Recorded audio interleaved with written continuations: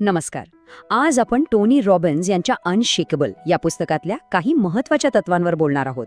म्हणजे आर्थिक स्वातंत्र्यासाठी एक मजबूत, न डगमगणारी गुंतवणूक मानसिकता कशी तयार करायची हे आपण समजून घेणार आहोत. चला, एका साध्या प्रश्नापासून सुरुवात करूया. एका गुंतवणूकदाराच्या दीर्घकालीन संपत्तीसाठी म्हणजे लॉंग टर्म वेल्थसाठी सगळ्यात मोठा धोका कोणता असतो? जरा विचार करा, काय असेल तो? उत्तर कदाचित थोडं आश्चर्यकारक वाटेल. तो धोका बाजार नाहीये, तर ती आहे भीती. हो, पॅनिक. याचा सरळ सरळ अर्थ काय होतो की बाजाराचा अंदाज लावत बसण्यापेक्षा आपल्या भावनांवर नियंत्रण मिळवणं हेच गुंतवणुकीतलं खरं कौशल्य आहे. आणि हाच मुद्दा आपल्याला आपल्या पहिल्या भागाकडे घेऊन जातो, खरा गुंतवणुकीचा शत्रू. इथे आपण गुंतवणूकदाराच्या मानसशास्त्राबद्दल म्हणजे इन्व्हेस्टर्स सायकोलॉजीबद्दल समजून घेऊ. कारण होतं काय की अनेकदा आपल्या स्वतःच्या भावनिक प्रतिक्रियाच आपल्या यशाच्या मार्गातला सगळ्यात मोठा अडथळा बनून जातात. इथे बघा, दोन प्रकारच्या गुंतवणूकदारांमध्ये किती मोठा फरक असतो. एकीकडे आहे घाबरलेला गुंतवणूकदार. तो काय करतो? बाजार कोसळला की भीतीने विकून टाकतो आणि आपला तोटा पक्का करतो. आणि मग किमती वाढल्यावर पुन्हा खरेदी करायला जातो. याच्या अगदी उलट जो अनशेकेबल गुंतवणूकदार आहे तो शांत राहतो. तो बाजारातल्या घसरणीकडे एक संधी म्हणून पाहतो आणि आपली गुंतवणूक नियमितपणे सातत्याने करत राहतो. मग प्रश्न येतो की अशी अनशेकेबल मानसिकता तयार करायची तरी कशी? चला तर, बाजारातल्या चढ उतारांमध्ये शांत आणि आपल्या ध्येयावर लक्ष केंद्रित ठेवण्यासाठी जी काही मूलभूत तत्व आहेत त्यांच्यावर एक नजर टाकूया. यातलं पहिलं आणि सगळ्यात महत्त्वाचं तत्व आहे, घसरण ही सामान्य गोष्ट आहे, आश्चर्य नाही. हे मनात पक्क बसवायला हवं. बाजारात करेक्शन येणं, मार्केट खाली येणं हे गुंतवणुकीच्या प्रवासाचा एक अगदी नैसर्गिक आणि अपेक्षित भाग आहे. घाबरून जाण्यासारखं यात काहीच नाही. आणि याच विचाराला पुढे घेऊन जाणारा पुढचा मुद्दा म्हणजे अस्थिरता हे प्रवेशाचे शुल्क आहे. म्हणजे बघा, चांगला दीर्घकालीन परतावा मिळवण्यासाठी बाजारातली ही जी काही अस्थिरता आहे, हे जे चढउतार आहेत ते आपल्याला एक प्रकारे फी म्हणून भरावेच लागतात. म्हणूनच तिसरं तत्व आपल्याला सांगतं, दिवसांचा नाही तर दशकांचा विचार करा.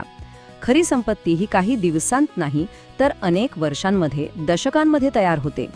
त्यामुळे रोजच्या रोज होणारा बाजारातला गोंधळ आपल्या दीर्घकालीन योजनेसाठी महत्त्वाचा नसतो. पण हे सगळं करण्यासाठी ना, आपल्या गुंतवणूक योजनेला एक स्पष्ट का असणं खूप गरजेचं आहे. म्हणजे आपण ही गुंतवणूक का करत आहोत? निवृत्तीसाठी, मुलांच्या शिक्षणासाठी? जेव्हा आपल्याकडे एक मजबूत आणि स्पष्ट उद्देश असतो तेव्हाच आपल्याला प्रेरणा मिळत राहते. ठीक आहे, तर मानसिकता कशी असावी हे तर कळलं, पण फक्त विचार करून भागत नाही, बरोबर? आता आपण विचारांकडून कृतीकडे वळूया. एक चांगला गुंतवणूक पोर्टफोलिओ तयार करण्यासाठी काही व्यावहारिक म्हणजे प्रॅक्टिकल नियम पाहूया. यातली सगळ्यात पहिली गोष्ट म्हणजे गुंतवणूक शुल्क. हे काय असतं? तर फंडांकडून आकारलं जाणारं एक छोटंसं टक्केवारीचं शुल्क. हे दिसायला लहान असलं तरी दीर्घकाळात आपल्या संपत्तीवर खूप मोठा नकारात्मक परिणाम करू शकतं. हे चित्र बघा, म्हणजे लगेच लक्षात येईल.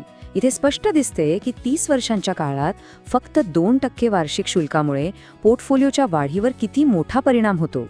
हे जे लहान वाटणारे शुल्क आहेत ना, ते आपल्या संभाव्य नफ्याचा एक मोठा हिस्सा खाऊन टाकतात. यावर एक खूप महत्त्वाचा उपाय आहे, तो म्हणजे डायव्हर्सिफिकेशन म्हणजेच विविधीकरण. सोप्या भाषेत सांगायचं तर आपली सगळी गुंतवणूक एकाच ठिकाणी कधीच करू नये. यामुळे काय होतं की आपली जोखीम वेगवेगळ्या मालमत्ता वर्गांमध्ये विभागली जाते. मग पोर्टफोलिओचा एक भाग जरी खाली आला तरी दुसरे भाग त्याला स्थिरता देऊ शकतात. पण एक गोष्ट लक्षात ठेवा, कोणतीही गुंतवणूक करण्याआधी एक सुरक्षा निधी तयार असणं सगळ्यात महत्त्वाचं आहे.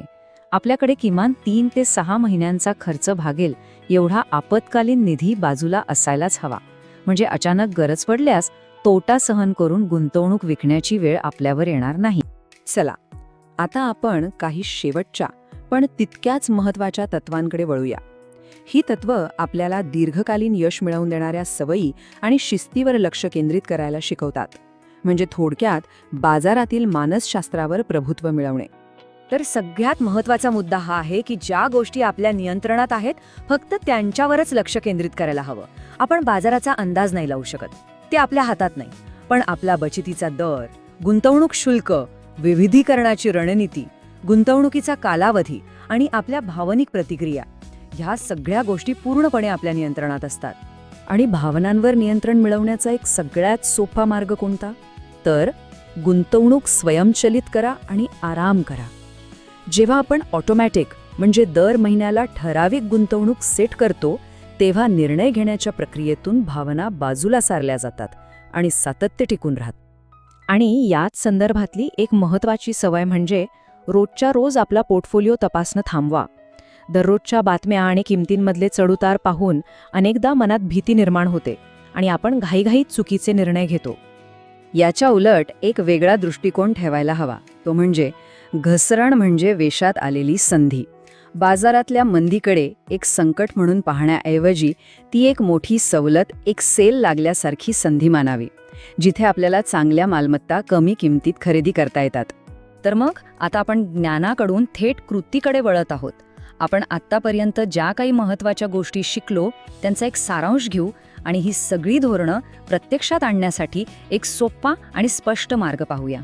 या संपूर्ण चर्चेतून 3 सगळ्यात महत्त्वाचे मुद्दे लक्षात ठेवायचे आहेत. पहिला, बाजारातली घसरण ही सामान्य गोष्ट आहे. खरा शत्रू आहे आपली भीती. दुसरा, शुल्क कमी ठेवा, विविधीकरण करा आणि नेहमी दीर्घकाळाचा विचार करून गुंतवणूक करा. आणि तिसरा, एक स्पष्ट योजना आणि ऑटोमेशन आपल्याला एक अनशेकेबल गुंतवणूकदार बनवतं. आणि या सगळ्या संकल्पनांना प्रत्यक्षात आणण्यासाठी हे आहे एक 7 दिवसांचं सोपं चॅलेंज. यात गुंतवणुकीचं का लिहिण्यापासून ते मासिक आढाव्याची वेळ ठरवण्यापर्यंत छोट्या छोट्या पण खूप प्रभावी पायऱ्या आहेत, जे आपल्याला इथे स्क्रीनवर दिसत आहेत.